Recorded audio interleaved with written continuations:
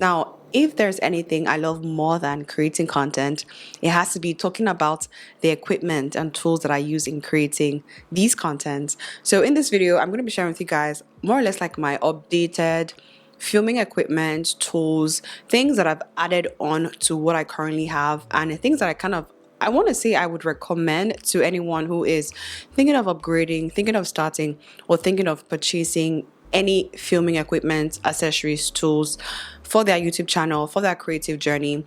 So if you're interested, then let's get right into this video. So this is going to be like my filming equipment, content creation update. And what I want to start off with first has to be this. This is my new vlogging kit.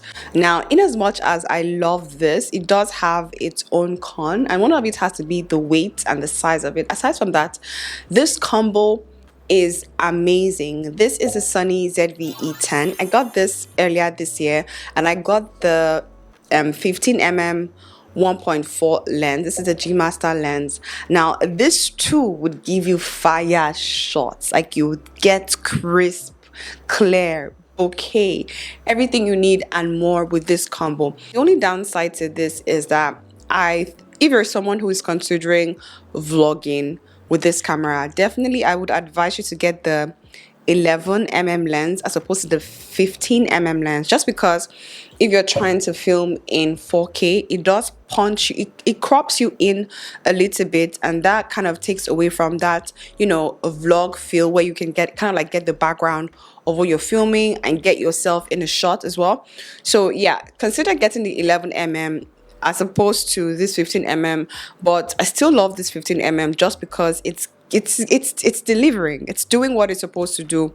And this combo is definitely one that I would advise anyone who is starting off, whether you're filming makeup, vlog style, if you're on a budget, if you're not on a budget, if you want to add to your equipment arsenal.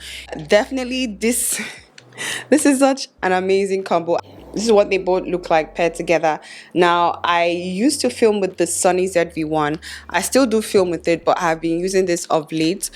Compared to the Sony, I'll probably do like a side-by-side comparison and show you guys what they look like side by side. But they kind of have almost the same feel and look, but this one kind of wins when it comes to comparing it. Something else that I added to my kit is, I already have it, but I just got another one, and that is this Fifine microphone. This is what I'm using currently right now, and I love this because, one, it was affordable. It is affordable compared to the Shure microphone. It does have similar features, if not even better features, in the sense that you can use the XLR cable, you can also use the Type-C cable to connect to your camera. I love this because it was affordable and the audio was pretty decent. So yeah, this was another add-on, and I got this because I feel like I wanted to do a little bit of like collaboration. In case I want to have someone else join me, this would come in handy. And to pair it up, I also got this. So that is that. Now, I do a lot of heavy editing and heavy content creation. I like to film, I like to batch create, I like to create multiple contents as I go. Something that I invested in was an external hard drive. Now, I have two types of hard drives. I'm going to show you guys what I'm talking about, right? I have my SSD drives, which are these ones.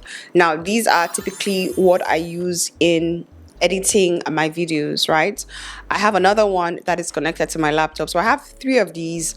I use these in editing my videos. And the thing about SSD is that it's a lot faster compared to these ones, and they are more reliable. It's harder to damage this compared to this. I used to use hard drives to edit my videos, and that was one of the worst decisions I ever made in terms of content creation.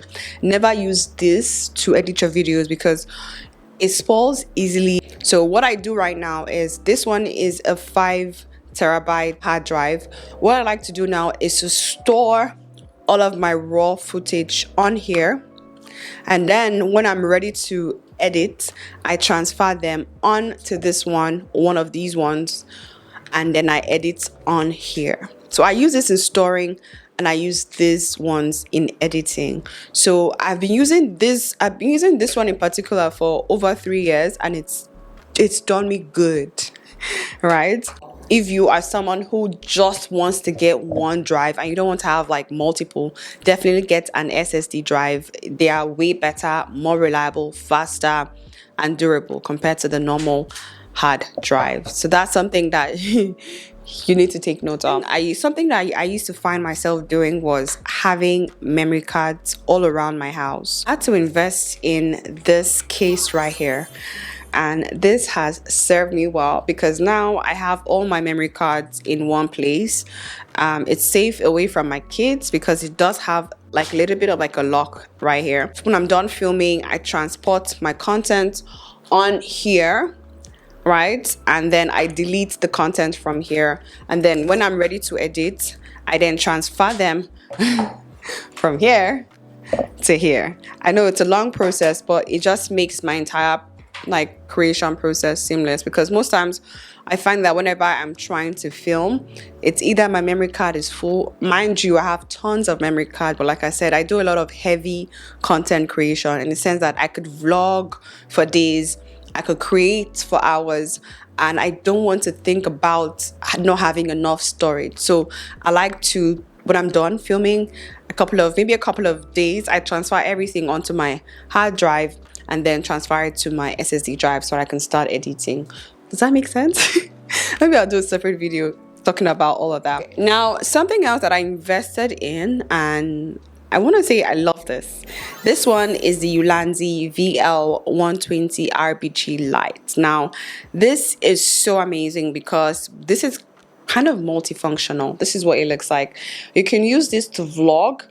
You can use this as your fill light or even your main light. This gives you multiple options in terms of the hues. You can change the color of this right here. It is so compact, but then it's also very much powerful. You can change the intensity. You can change the color temperature if you want it to be a little bit warm, a little bit cool. You can do all that. I'm going to show you guys what I'm talking about. Now this light is currently on. You can make this warm or you can make this cool. Yeah.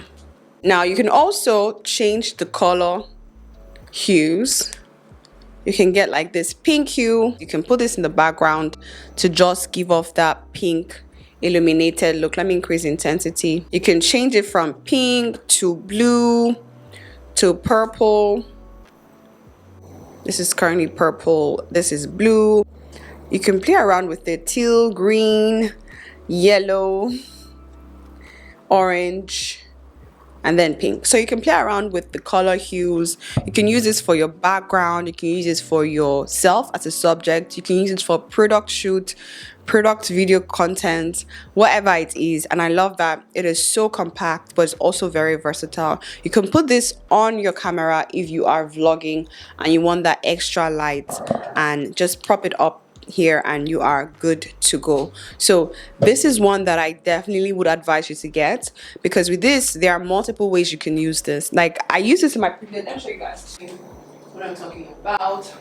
So I used this in my previous video and this was the effect that it gave. I feel like I'm not even doing justice to it, but yeah, this is definitely one to look out for. I will leave all the links down in the description box so you guys can definitely check it out if you are interested.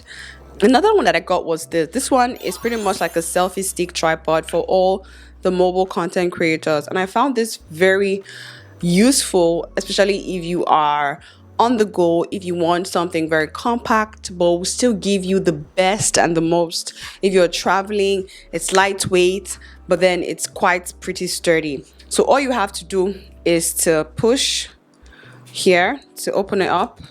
Sorry, I have nails. And then you can pull out the tripod and it goes up till about 6 feet. So you can vlog with this, you can take pictures with this. It does have a trigger button over here, so you can take this out and connect it to your mobile device and be able to create your content on the go. You can turn this into like a tripod selfie tripod, hold this up and vlog with this. Put your phone on here and create your content. Hi. So yeah, this one, definitely recommend this one for all the content creators who create content using your mobile phone. It is very durable, definitely very multifunctional, and highly recommend it. I'm going to close this back. I just love how it opens up and it closes up. Like, it's so, you can't have anything hitting you or chucky. Like, it's just so safe and so portable and so easy to set up and kind of like put back together. So still in a realm of tripod stands, that one was for my mobile phone. This one is for my camera.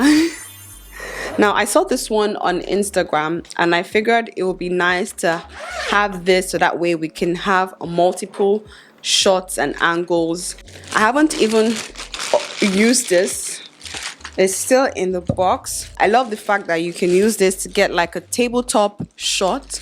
If you're cooking, if you're, you know, unboxing equipment, whatever it is, you can open this up. It is so heavy, so I know that it's sturdy and it's going to last for a while.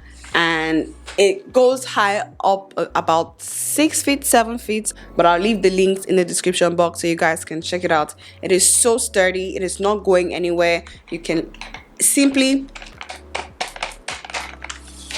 stretch out the legs to get it to the length that you want and you are good. If you're looking for a tripod stand for your camera, definitely highly recommend this because of the versatility that it does have and come with. Now, I do have another one. It has worked for me for over 3 years. It does have its limitations. It has its pros, it has its cons, but if you want something that can do it all and more, definitely advise you to get this one. It's definitely an upgrade. Now, something else I wanted to take pretty serious this year was lifestyle content, and those are like vlogs. And I feel like the only way that I could improve on them would be in terms of my audio and my visuals. And in terms of visuals, we got the Sony ZV-E10, which I showed you guys earlier on, which is amazing. But we also decided to invest in a drone, and I love this because it is compact, it is easy to use, it is beginner friendly, but it gets the job done. It gets amazing, crisp, clean, clear shots, and it's easy to carry around. It's literally the size of my phone. It's the size of my mobile phone. So if I am on the go, I'm traveling, I want to make sure that my equipment are lightweight and not overbearing, because again, I'm a girl, I'm a lady, I'm a woman, and I have kids. So it's one thing to be able to juggle all of what I'm doing but still create quality content. So having equipment that give you the best but requires least amount of time, least amount of effort, I'm definitely here for it. So yeah, so next up, I've seen this all over TikTok, social media in general. These are pretty much suction that you attach to your mobile phone.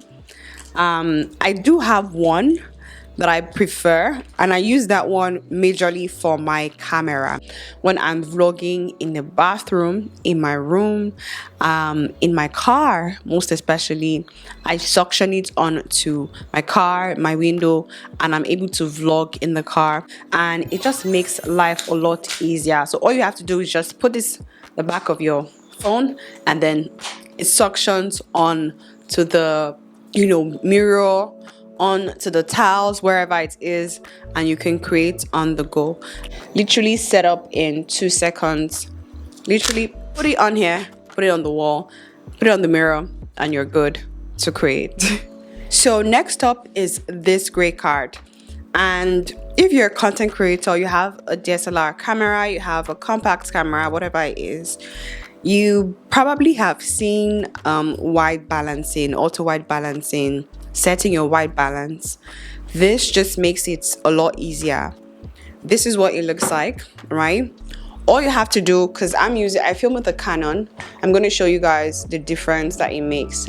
It saves you so much time and it gives you a lot of accuracy. I remember I used to do this when I first started off creating and taking like content creation very serious, and then like when I felt like I was a pro, I kind of forgot like white balancing and all that. But let me tell you that it makes such a huge difference in depicting the true color of your content based on the lighting that you have going on. Now, if you're filming with studio lighting and you have a fixed lighting set, then you just need to do this probably just once, set it and leave it and go. However, if you're filming with like natural lighting where the light fluctuates, this might come in handy, but it means that you might have to be using this very consistently. So if you're filming with natural light, you can skip this part and maybe use auto white balance. But if you're filming with like studio light and you want the most accurate depiction of the colors, then definitely invest in this. I'm going to show you guys what I'm talking about, right? So this is what it looks like when I film using the daylight setting. And I'm using the daylight setting because I'm using a mix of natural light with my studio lights to film. Now this is what it looks like. It looks good, but it does have a bit of a very warm tone to it, and this is not the true color of like my sets. My walls are looking a bit warm and my walls are white. So I'm going to show you guys what it looks like when I put it on auto white balance as well. Okay, so this right here is auto white balance, and this is what the camera automatically sets and depicts to be the true colors of my scene, of my background, of myself, and this is what I'm getting. However, if I want the truest of true colors, truest of true whites, then this is what I'm going to be doing. All I need to do is just put this in front of the lights that I have going on, so that way the camera picks up, that way this board hits all the lights reflect on this card, and then all I have to do is just touch my picker tool onto this card, and then it automatically sets it. I'm not going to be doing that in this video, but I can do that in another video to show you guys what I'm talking about. But I'm going to set it back to what it was right now. Okay, so I just did that, and now you can see that it looks good. Like, it looks pretty much accurate. The whites are whites, the pinks are pinks. It's not looking too warm, it's not looking too cool. It's just accurate based on the lighting situation I have going on. So yeah, if you have a studio setup, definitely invest in this, set it up and go. So you guys already know that when it comes to production, like setup, pre-production, I love it, and I love sharing with you guys my whole journey and what I have and what I'm doing as well, so you guys can also learn at the same time. So yeah, I definitely will have a video coming up on my Sony ZV-E10 settings. I'm still learning and trying out what I like, what I don't like about the camera, and settings that I like and I don't like as well. So I'll be sure to update you guys on my settings definitely very soon. But yeah, if you have any questions on anything, how to do something, how to do anything, feel free to let me know down in the comment section, so that way I can help you create better content. So yeah, if you guys enjoyed this video, feel free to give me a thumbs up, and I will see you guys in the next one. Till then, make sure you stay blessed and you stay fabulous. Bye guys.